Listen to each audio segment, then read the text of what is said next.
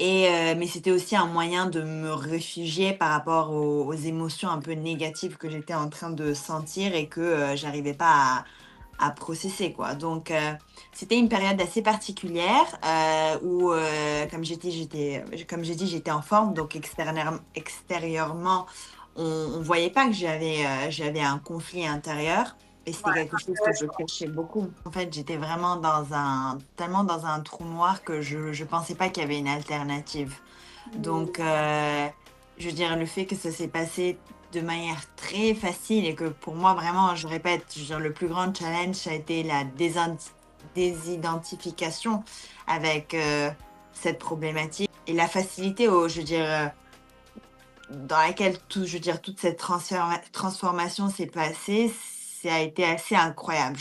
Mon sens de satiété, ça a été pour moi un des plus grands déclics parce que vu que j'étais dans le contrôle, j'avais un sens d'appétit qui était très manipulé, entre guillemets, parce que j'étais soit voilà, dans la restriction, soit totalement dans les compulsions. C'est à faire toutes ces biorésonances et que j'ai fait un détox, énergétique, alimentaire, et cetera. J'ai commencé à voir la nourriture aussi un peu comme une médecine holistique, donc au niveau du plaisir, au niveau de mon énergie, diffondue au niveau de mon poids parce que j'ai perdu plusieurs kilos, dans les premières semaines, surtout après notre, rééquilibrage alimentaire et la biorésonance.